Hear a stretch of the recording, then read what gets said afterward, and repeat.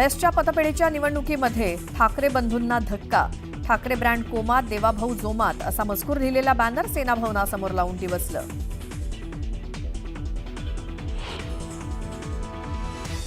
जायकवाडीचे 18 दरवाजातनं गोदावरी नदीपात्रात 9,432 क्युसेकनं विसर्ग, नदीकाठच्या गावातील नागरिकांना सतर्कतेचा इशारा.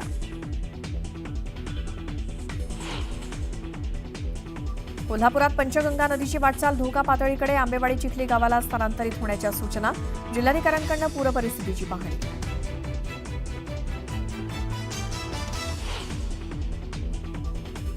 नाशिकमध्ये गोदावरी नदीनं ओलांडली धोक्याची पातळी, शहर आणि आसपासच्या भागात पूरपरिस्थिती.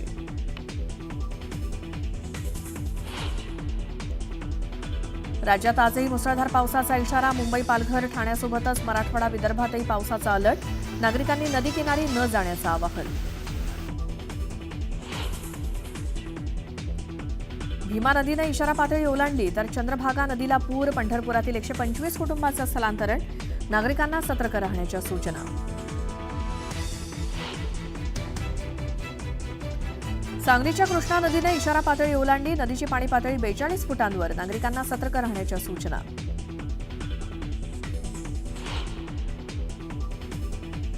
नालासोपाऱ्यात अजूनही रस्ते पाण्याखाली, पाऊस ओसरला तरी अजूनही पाणी ओसरत नसल्यामुळे नागरिकांचे आजही मोठे हाल.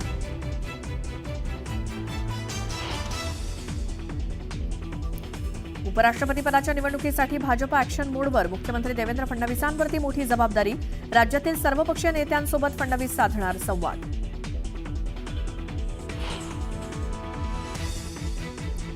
तीस दिवस जेलमध्ये राहिल्यानंतर मंत्रिपदावरून हटवण्याचं विधेयक लोकसभेत सादर, विरोधकांच्या गोंधळानंतर विधेयक जेपीसीमध्ये पाठवलं.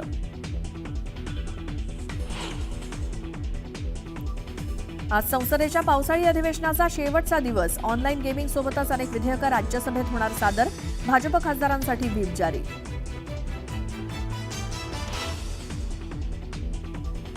आणि 5,000 किलोमीटर पल्ल्याच्या अग्नी 5 क्षेपणास्त्राचं यशस्वी परीक्षण, ओडिशाच्या चांदीपूरमध्ये मिसाईल टेस्ट.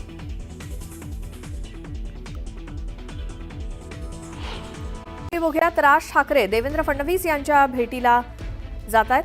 नागरिकांच्या समस्या संदर्भात फडणवीसांची भेट राज ठाकरे घेत आहेत. एक मोठी बातमी, 2 मोठ्या नेत्यांची भेट.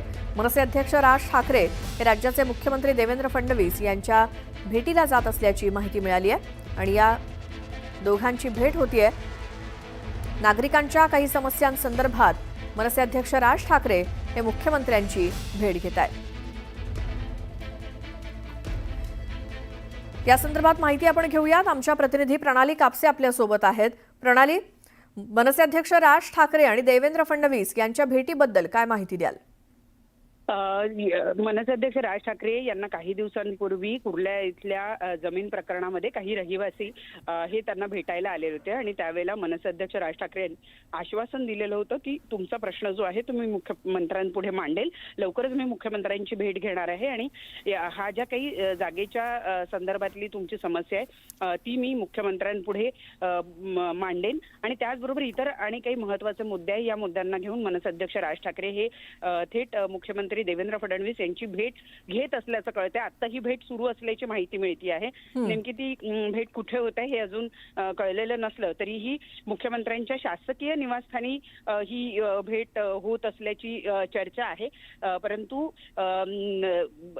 राज ठाकरे यांनी थेट मुख्यमंत्र्यांची ही घेतलेली भेट जी आहे ती राजकीय वर्तुळात नक्कीच चर्चेचा विषय होईल. कारण यापूर्वी आपण बघितलं होतं की हॉटेल ताजलँड एंडला या 2 नेत्यांची भेट झालेली होती आणि त्यावेळेला पार्श्वभूमी होती ती हिंदी भाषेचा विषय, त्रिभाषा सूत्राचा जो मुद्दा होता त्यावरून दोन्ही भाऊ एकत्रित येतात अशा जेव्हा चर्चा रंगलेल्या होत्या त्यावेळेचा हा संपूर्ण मुद्दा होता. आणि आता आपण पाहतो आहोत की स्वतः राज ठाकरे हे मुख्यमंत्र्यांच्या भेटीला गेलेला आहे आणि त्यामुळे एक नवीनच मुद्दा राजकीय वर्तुळामध्ये आता चर्चेला जातो आहे. एकूण महानगरपालिकेच्या निवडणुकीच्या पार्श्वभूमीवर आपण पाहतो आहोत की या सगळ्या चर्चा घडताना आपल्याला दिसत आहेत आणि राज ठाकरे आणि देवेंद्र फडणवीस यांची जी भेट आहे ती भेट अत्यंत महत्त्वाची मानली जाते आहे. बरोबर आहे. धन्यवाद प्रणाली या माहितीसाठी. मात्र ही भेट झाल्यानंतर देखील आपण याचे अपडेट घेऊयात. नेमकं या भेटीमध्ये काय काय झालं, कुठे झाली ही भेट? मात्र सध्या मुख्यमंत्री देवेंद्र फडणवीस आणि मनसे अध्यक्ष राज ठाकरे यांची भेट सुरू आहे.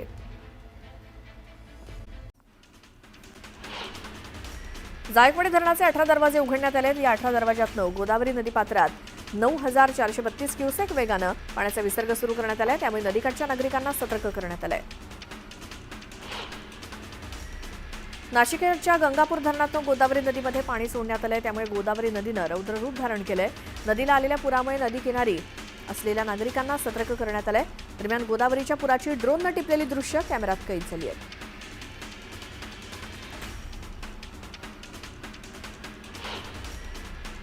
नालासोपाऱ्यात सुरू असलेल्या पावसाचा सामान्य रुग्णांना देखील फटका बसलाय. नालासोपारा पूर्वेकडील पालिकेच्या रुग्णालयाला पावसाच्या पाण्यानं चोहोबाजूंनी वेढा घातलाय. त्यामुळे रुग्णांचे हाल झाले.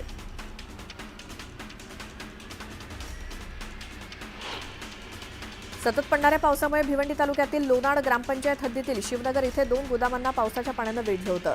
त्यात 9 कामगार अडकल्याची माहिती मिळताच त्यांचं सुरक्षित रेस्क्यू करण्यात आलं.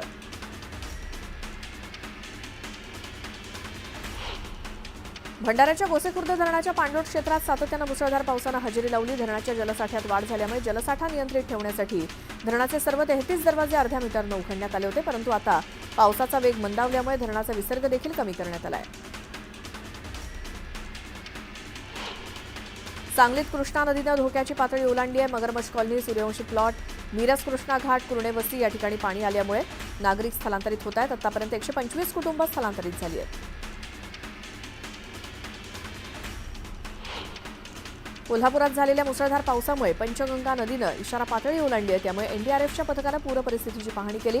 राजाराम बंधारा, प्रयाग, चिखली, आंबेवाडी परिसराची पाहणी देखील पथकाकडून करण्यात आली आहे. जळगाव जिल्ह्यात गेल्या 3 दिवसात झालेल्या अतिवृष्टीमुळे 9,482 हेक्टर क्षेत्रावरील पिकांना फटका बसलाय. जळगाव जिल्ह्यात 15 ते 17 ऑगस्ट दरम्यान तब्बल 9 ते 10 तालुक्यांमध्ये अतिवृष्टी झाल्यामुळे तब्बल 10,000च्या आसपास हेक्टर इतक्या पिकांचं नुकसान झालं. गडचिरोली जिल्ह्यातील पुरात वाहून जाणाऱ्या व्यक्तीचा व्हिडिओ व्हायरल झालाय. सोनेरांगी परिसरामध्ये कोढोली नाल्यावरील ही घटना असून नाला पार करताना त्यांचा तोल जाऊन ते वाहून गेले. यावेळी ग्रामस्थांच्या मदतीनं त्यांचा जीव वाचवण्यात यश आलंय. भामरागड तालुक्यातील पर्लकोटा नदीच्या पुरामध्ये 4 दिवसांपासून 4 विद्यार्थी अडकून पडले होते. अखेर प्रशासन आणि आपत्ती व्यवस्थापन पथकांच्या प्रयत्नांमुळे या विद्यार्थ्यांना सुरक्षित बाहेर काढण्यात आलं. यवतमाळ जिल्ह्यात गेल्या 4 दिवसांपासून जिल्ह्याला पावसानं झोडपून काढलं. अतिवृष्टीनं नदीकाठच्या शेतशिवारातील 19,000 हेक्टरवरील पिकांचं मोठ्या प्रमाणात नुकसान झालं. तर अतिवृष्टीमध्ये 27 जनावरांचा मृत्यू झाला.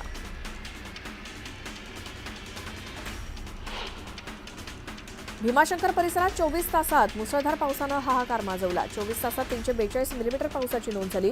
डिंभे आणि सासकमान धरणातून पाण्याचा विसर्ग सुरू करण्यात आलाय. मुंबई शहरात अतिवृष्टीमुळे दाणादाण उडालेली असताना आपत्कालीन व्यवस्थापन विभागाचा तिसरा डोळा अख्ख्या मुंबईवरती नजर रोखून होता. कुठे पाणी भरलंय, दरड कोसळली आहे, झाड पडले किंवा कुठे वाहतूक कोंडी आहे याचं इत्थंभूत चित्रण 10,000 सीसीटीव्ही कॅमेऱ्यात क्षणाक्षणाला टिपलं जात होतं. त्यामुळे आपत्कालीन यंत्रणा तात्काळ नागरिकांच्या मदतीला धावून जाणं शक्य झाल्यामुळे मोठ्या प्रमाणात जीवितहानी टाळता आली. वाशिमच्या भौरोद तर ते अंधार सावंगी या मार्गावरील पूल मोठ्या पुरामुळे वाहून गेला. त्यामुळे 4 दिवसांपासून वाहतूक ठप्प झाली आहे. वाशिमच्या भौरत ते अंधार सावंगी या मार्गावरील पूल मोठ्या पुरामुळे वाहून गेलेला आहे. त्यामुळे 4 दिवसांपासून वाहतूक ठप्प आहे. नाशिकच्या गंगापूर धरणातून गोदावरी नदी पात्रात पाणी सोडण्यात आलंय. त्यामुळे गोदावरी नदीनं रौद्र रूप धारण केलंय. नदीला आलेल्या पुरामुळे नदी किनारच्या नागरिकांना सतर्क राहा असं सांगितलं गेलंय. दरम्यान गोदावरीच्या पुराची ड्रोननं टिपलेली दृश्य न्यूज 18 लोकमतच्या प्रेक्षकांकरता. नालासोपाऱ्यामध्ये सुरू असलेल्या पावसाचा सामान्य रुग्णांना फटका बसला. नालासोपारा पूर्वेकडील पालिकेच्या रुग्णालयाला पावसाच्या पाण्यानं चहूबाजूंनी वेढा घातला. त्यामुळे रुग्णांचे हाल झाले. सतत पडणाऱ्या पावसामुळे भिवंडी तालुक्यातील लोणाड ग्रामपंचायत हद्दीतील शिवनगर इथल्या 2 गोदामांना पावसाच्या पाण्यानं वेढलं होतं. त्यात 9 कामगार अडकल्याची माहिती मिळताच त्यांचं सुरक्षित रेस्क्यू करण्यात आलं.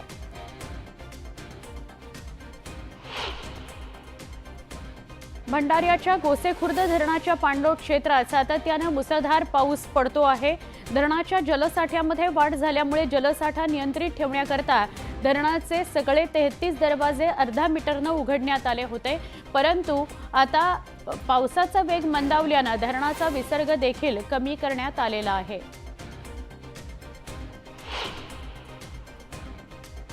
साताऱ्याच्या कोयना धरण परिसरामध्ये पावसाचा जोर कमी झालेला आहे।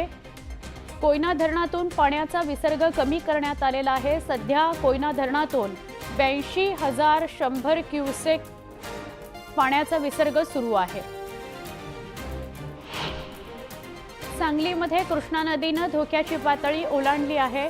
मगरमच्छ कॉलनी, सूर्यवंशी प्लॉट, मिरज कृष्णा घाट, पुणे वस्ती या ठिकाणी पाणी आल्यानं नागरिकांना स्थलांतर करावं लागलंय। आतापर्यंत 125 कुटुंब स्थलांतरित केली गेली आहेत।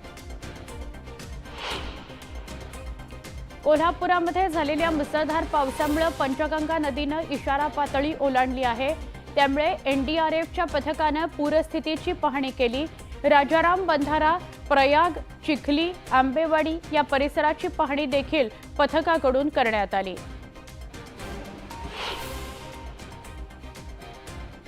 जळगाव जिल्ह्यात गेल्या 3 दिवसात झालेल्या अतिवृष्टीमुळे 9,482 हेक्टर क्षेत्रावरील पिकांना फटका बसला। जळगाव जिल्ह्यात 15 ते 17 ऑगस्ट दरम्यान तब्बल 9-10 तालुक्यांमध्ये अतिवृष्टी झाली। तब्बल 10,000च्या आसपास हेक्टर इतक्या पिकाचं नुकसान झालं।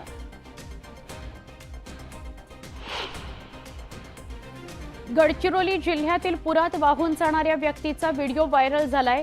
सोनेरांगी या परिसरातील काढोली नाल्यावरील ही घटना असून नाला पार करताना त्यांचा तोल जाऊन ते वाहून गेले। यावेळी ग्रामस्थांच्या मदतीने त्यांचा जीव वाचवण्यात यश आलं। भामरागड तालुक्यातील पर्लकोटा या नदीच्या पुरात 4 दिवसांपासून 4 विद्यार्थी अडकून पडले होते।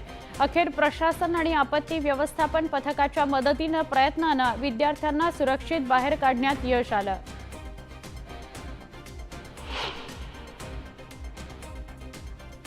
लोकल सोबतच रस्ते वाहतुकीला ब्रेक लावत मिठी नदीला ओव्हरफ्लो करणारा पाऊस मुंबईत गेल्या 24 तासात तब्बल 209 मिलीमीटर कोसळला।